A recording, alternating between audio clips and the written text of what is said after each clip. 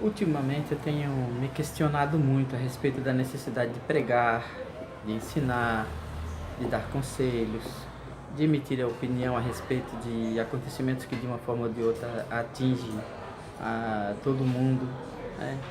Isso porque a impressão que eu tenho é que isso não muda nada. Talvez essa não seja a opinião de quem acredita que falando, manifestando sua opinião, trazendo isso a público, as pessoas à sua volta mudarão de comportamento. Eu, sinceramente, se não fosse pela recomendação bíblica que fala que devemos abrir a boca em favor do mudo, daquele que não sabe ou não pode se expressar ou não tem coragem de se expressar, e também naquelas outras passagens bíblicas onde é dito para falar, não se calar, né? Pregar a tempo e a fora de tempo, quer ouçam, quer deixem de ouvir. Essas são recomendações bíblicas que acabam trazendo uma, uma necessidade nossa, nos constrangendo a fazer, mesmo quando a gente acredita ou pensa que isso não vai dar resultado. Mas se não fosse por isso, alguns momentos de desânimo que a gente enfrenta na nossa vida acabaria por nos lançar, né, naquela vala comum de desespero e de desânimo, onde muitos já estão caídos há muito tempo, né? Então, eu sou da opinião, por exemplo, de que não se deve misturar religião com política. E a gente sabe porque política é o que a gente tem visto aí, né, no nosso país. Isso aí que a gente tem, isso aí que é a política, né? E enquanto que a religião ela tem uma proposta completamente diferente.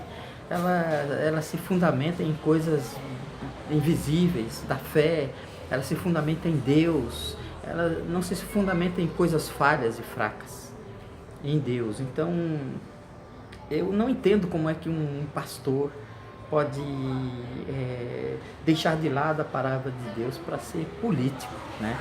Para ser político e para defender leis que mudam a toda hora e que não valem nada.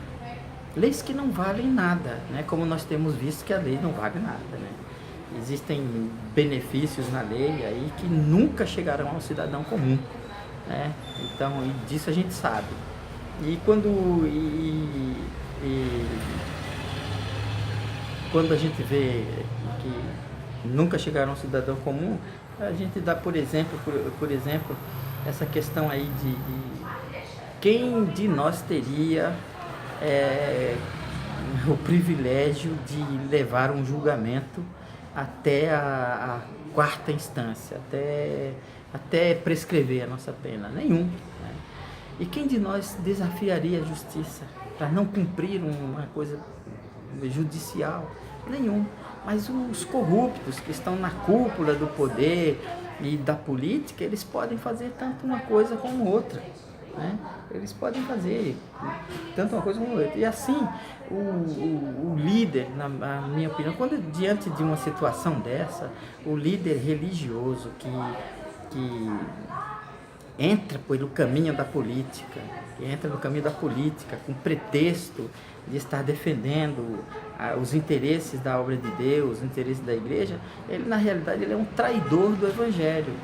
Ele é um traidor do Evangelho porque ele deixa os crentes sem esperança nenhuma, né? Perdido no meio de uma situação quer dizer, ele deixa o crente depositar esperança neles, na capacidade que eles têm de resolver as coisas, né? E através de um instrumento que só serve aos interesses dos políticos e corruptos, que é a lei que eles mesmos criam para eles, né? Então eu percebo uma coisa bastante comum entre a religião e a política, né? Que é a corrupção. Dentro da religião, eu escrevi aqui, a corrupção entra e contamina tudo pela introdução do fermento das falsas doutrinas. E os responsáveis por isso são exatamente aqueles que exercem algum tipo de poder, como na política, porque eles são os primeiros a se corromperem, né?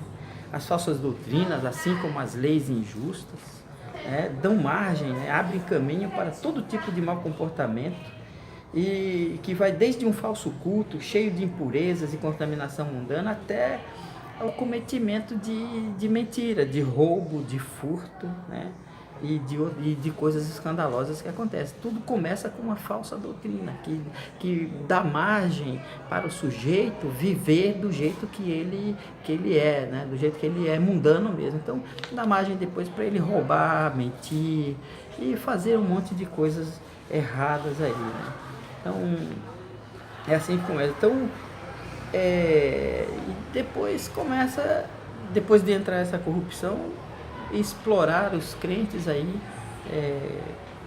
de forma escandalosa em todos os sentidos.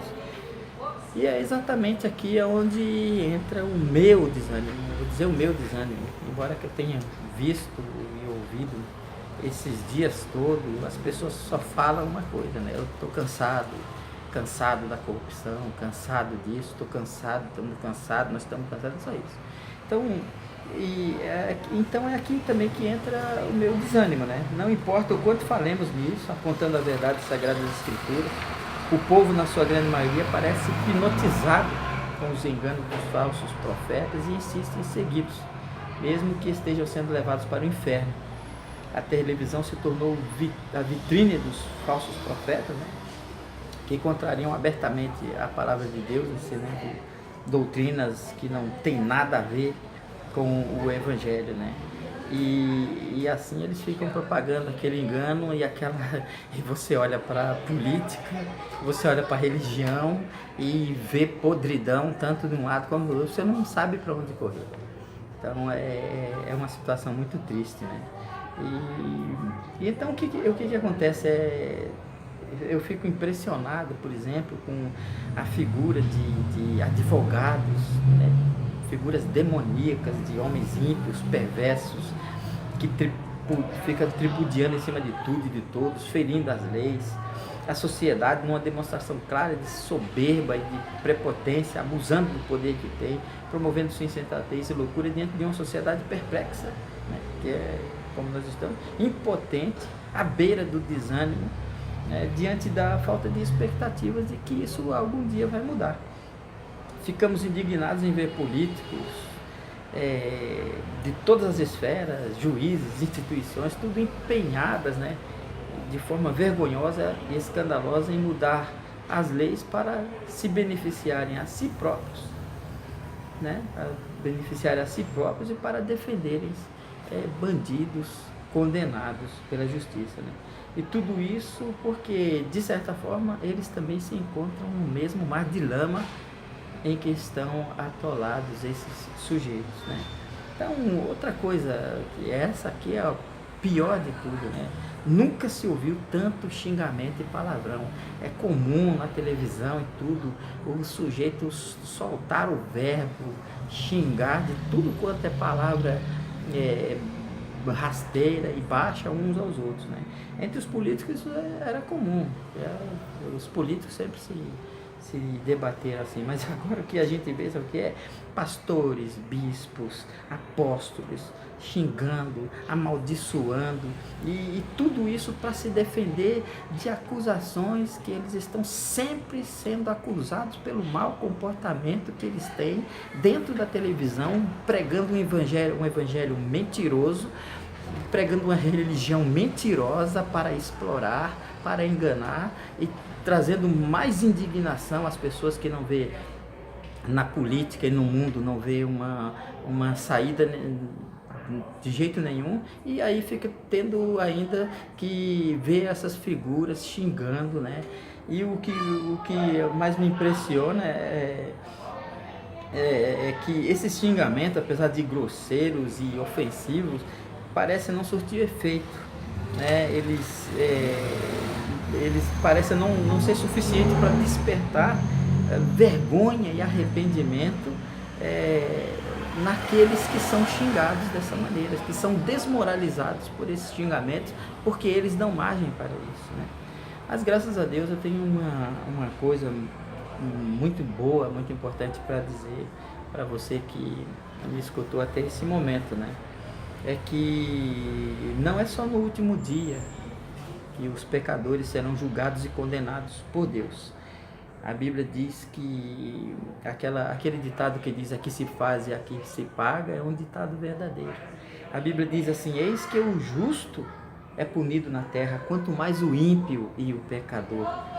E se nós sabemos que pelas Escrituras que a coisa que Deus mais ama é a justiça, nós podemos nos alegrar com as palavras de Jesus Cristo, que trazem muita esperança e força para o nosso coração, quando diz assim, ó: bem-aventurados os que têm sede e fome, que têm fome e sede de justiça, porque eles serão fartos. Portanto, só Deus pode nos garantir isso, né? Bem-aventurados os que têm fome e sede de justiça, porque eles serão fartos. Então, que Deus abençoe a todos, que não desanime, né? Não desanimemos, né? E que Deus abençoe a todos, sabe?